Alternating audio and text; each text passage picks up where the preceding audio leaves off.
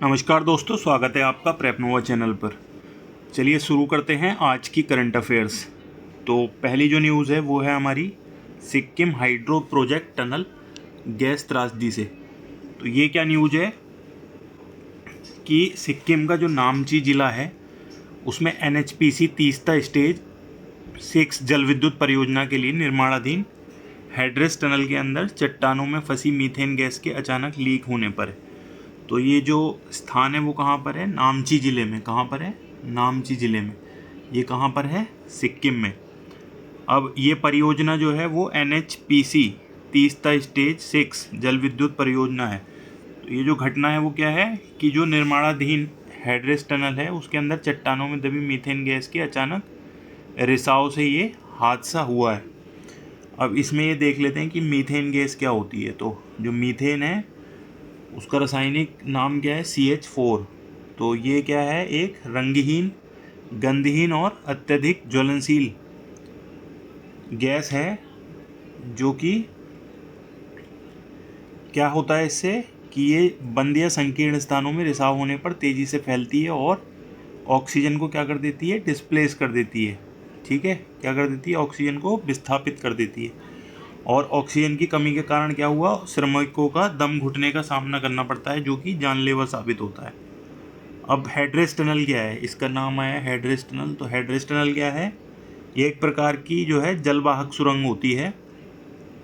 इसका उपयोग जो है वो बांध या जलाशय से पानी को उच्च दबाव के साथ बिजली उत्पन्न करने वाली टरबाइन तक पहुंचाने के लिए किया जाता है।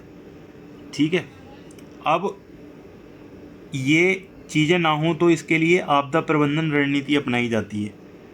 तो ये रणनीति क्या है कि पूर्वोत्तर और जो पहाड़ी क्षेत्र होते हैं उसमें बुनियादी ढांचा परियोजनाओं के लिए एक मजबूत आपदा प्रबंधन चक्र होना आवश्यक है। तो सबसे पहले इसमें क्या होना चाहिए? इसकी पहले ही रोकथाम हो जानी चाहिए, यानी कि निर्माण से पहले उन्नत भूवैज्ञानिक सर्वेक्षण करना ताकि गैस पॉकेट्स का पता चल सके। दूसरा क्या है? समन, मिटिगेशन, सुरंगों के भीतर स्वचालित गैस डिटेक्टर्स और उन्नत वेंटिलेशन सिस्टम स्थापित करना।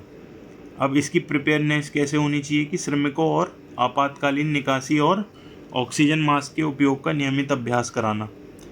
चौथा है रेस्पॉन्स, प्रतिक्रिया, यानी कि रिसाव की स्थिति में जो हमारी रेस्क्यू टीम्स हैं जैसे SDRF और NDRF उनका तुरंत जो है बचाव कार्य चलाना।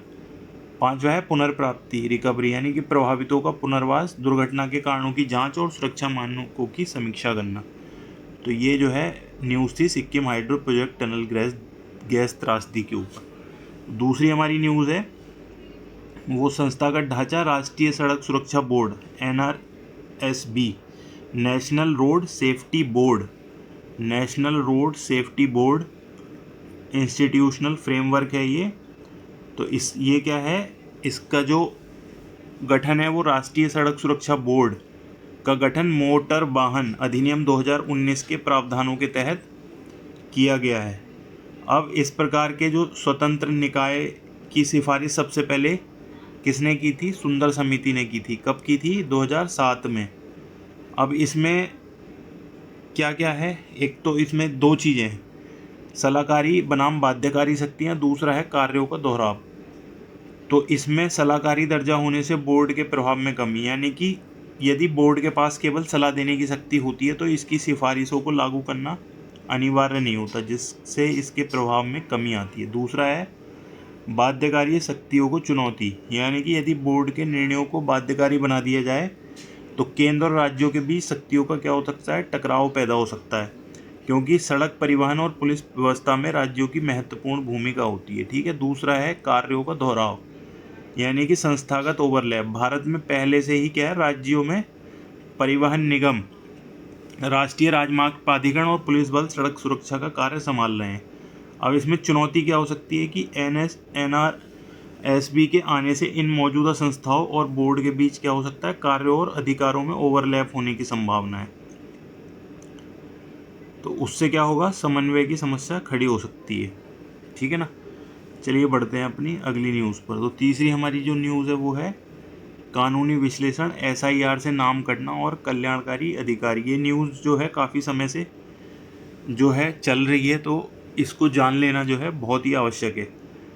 तो अब इसको समझते हैं कि इसका लीगल एनालिसिस क्या है। तो जो सर्वोच्च न्यायालय का रुख इसमें क्या है कि जो सर्वोच्च न्यायालय ने बोला है कि जो मतदाता सूची है उसमें जो SIR यानी स्पेशल इंटेंसिव रिवीजन से नाम कट जाने मात्र के आधार पर किसी भी नागरिक के मूलभूत कल्याणकारी लाभ नहीं रोके जा सकते। ठीक है, अब इसमें संवैधानिक दृष्टिकोण क्या बनता है। तो नागरिकता बनाम मतदाता सूची यानी कि चुनाव में वोट देने वाला प्रत्येक व्यक्ति क्या होगा, चुनाव में वोट देने वाला प्रत्येक नागरिक क्या है, प्रत्येक व्यक्ति क्या होता है, नागरिक होता है। लेकिन यह अनिवार्य नहीं है कि हर नागरिक का नाम मतदाता सूची में नामांकित हो। तो जो वोटर आईडी का प्रमुख उद्देश्य है वो क्या है, वोटर आईडी कार्ड का प्राथमिक उपयोग केवल मतदान प्रक्रिया के लिए है। इसका उपयोग नागरिकता सिद्ध करने या कल्याणकारी योजनाओं की पात्रता साबित करने के एकमात्र प्रमाण के रूप में नहीं किया जाना चाहिए। अब ये न्यूज़ बहुत इंपॉर्टेंट है, आर्थिक नीति से है, FCRA नियमन और घरेलू परोपकार। तो ये क्या है कि FCRA जो है फॉरेन कंट्रीब्यूशन रेगुलेशन एक्ट, ठीक है, क्या है ये, फॉरेन कंट्रीब्यूशन रेगुलेशन एक्ट यानी कि विदेशी अंशदान विनियमन अधिनियम में संशोधनों के माध्यम से गैर सरकारी संगठन जो NGOs हैं उनको मिलने वाले विदेशी धन पर नियमों को अत्यंत सख्त कर दिया गया है। इसका नीतिगत दृष्टिकोण क्या है, आत्मनिर्भर परोपकार और संतुलित नियमन। मतलब जो आत्मनिर्भर परोपकार है वो क्या है, घरेलू परोपकार और दान को बढ़ावा देना ताकि भारतीय NGO विदेशी फंडिंग पर अपनी निर्भरता कम कर सकें। और अगला है संतुलित नियमन यानी कि बैलेंस रेगुलेशन, राष्ट्रीय सुरक्षा और वित्तीय पारदर्शिता सुनिश्चित करने के साथ साथ सामाजिक कल्याण कार्यों के लिए एक अनुकूल माहौल बनाए रखना। अब देख लेते हैं आज की कुछ राष्ट्रीय एवं सरकारी नीतियाँ। तो जो पहली है वो है WTO का एग्रीमेंट ऑन फिशरीज सब्सिडीज़ यानी AFS। तो क्या है संदर्भ कि भारत जो है वो आधिकारिक रूप से विश्व व्यापार संगठन के एग्रीमेंट ऑन फिशरीज सब्सिडीज़ में शामिल हो गया है। ठीक है ना। अब इस समझौते को स्वीकार करके भारत इसका कौन सा सदस्य बन गया है, 123वां। इसका उद्देश्य क्या है, समुद्र में अत्यधिक मछली पकड़ने को बढ़ावा देने वाली हानिकारक सब्सिडी पर रोक लगाना और समुद्री पारिस्थितिकी तंत्र को बचाना। तो इसमें ये ध्यान रखना कौन सा सदस्य बन गया है, 123वां। अगली न्यूज़ है डेंगू से। तो ये न्यूज़ हमने कल भी पढ़ी थी डेंगू वाली। तो भारत में क्या हुआ है, पहली डेंगू वैक्सीन क्यूडेंगा को मंजूरी मिल गई है।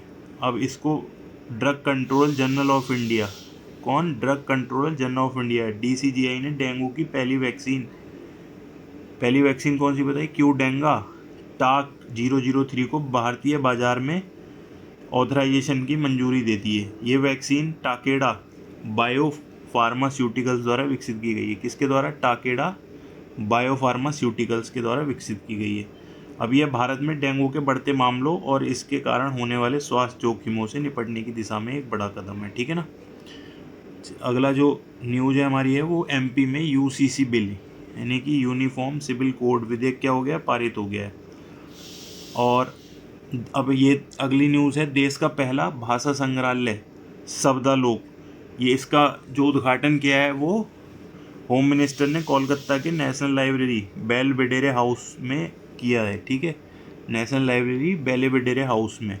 और इसकी जो लागत आई है वो 41 करोड़ की लागत आई है। ठीक है, इसकी विशेषता क्या है कि ये भारत का पहला इमर्सिव भाषा संग्रहालय है जिसका अंग्रेजी नाम द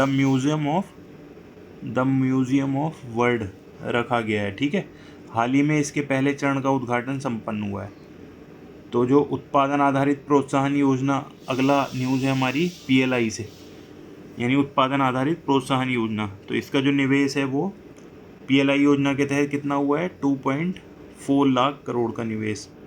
और इससे जो रोजगार उत्पन्न हुआ है वो लगभग 14 लाख से अधिक प्रत्यक्ष और अप्रत्यक्ष रोजगार पैदा हुआ है। अब देख लेते हैं कुछ अंतर्राष्ट्रीय संबंध और सुरक्षा से संबंधित न्यूज़। ठीक है, तो क्वाड विदेश मंत्रियों की बैठक कहाँ पर हुई है, मनीला फिलीपींस में। तो एशियान विदेश मंत्रियों के सम्मेलनों के इतर क्वाड जो है, तो क्वाड में कौन कौन से देश है मैं आपको पहले भी बता चुका हूँ। भारत, अमेरिका, जापान और ऑस्ट्रेलिया, ठीक है, ये है आपके क्वाड में। तो इनके देशों के विदेश मंत्रियों की बैठक आयोजित की गई। अगली न्यूज है हमारी ओडेसा यूक्रेन से। ओडेसा यूक्रेन, तो यहाँ पर क्या है, बंदरगाह हमला हुआ है। तो यहाँ यूक्रेन के प्रमुख बंदरगाह जो है ओडेसा में व्यावसायिक मालवाहक जहाज MV गोल्डन लियो पर हमला हुआ है। अगली न्यूज़ है हमारी पिच ब्लैक से। तो पिच ब्लैक 2024 IAF ऑस्ट्रेलिया, इसमें क्या हुआ है, रॉयल ऑस्ट्रेलियाई वायु सेना RAAF, ठीक है, द्वारा आयोजित बहुराष्ट्रीय हवाई युद्ध अभ्यास। अब ये जो है भारतीय वायुसेना इसके 45वें संस्करण में भाग ले रही है। अगली न्यूज है हमारी EU इंडिया टेक्सटाइल डायलॉग से। तो इसमें जो है CITI क्या है, को federation of Indian textile industry और यूराटेक्स यानी कि European apparel and textile confederation ने हाथ मिलाया, आपस में MOU साइन हुआ है। इसका उद्देश्य क्या है, भारत और यूरोपीय संघ के बीच मुक्त व्यापार समझौते के प्रभावी क्रियान्वयन हेतु कपड़ा क्षेत्र में सहयोग बढ़ाना। तो ये आज की हमारी न्यूज़ थी, इसके नोट्स बनाते रहिए। लगभग हम सब कुछ कंप्लीट कर लेते हैं जितना भी पूरे दिन का करंट अफेयर्स रहता है, और बहुत ही अच्छे से इसको जो है हम बना रहे हैं ताकि आप लोगों को परीक्षा में ज़्यादा से ज़्यादा सफलता मिल सके। तो यदि आपको ये हमारे द्वारा बनाया हुआ जो करंट अफेयर्स है अगर उपयोगी लगता है तो चैनल को जो है सपोर्ट कीजिए ज़्यादा से ज़्यादा, इससे हमें क्या है इंस्पिरेशन मिलेगा और अच्छा काम करने के लिए, ठीक है। तो चलिए मिलते हैं अगली वीडियो के साथ, तब तक के लिए नमस्कार।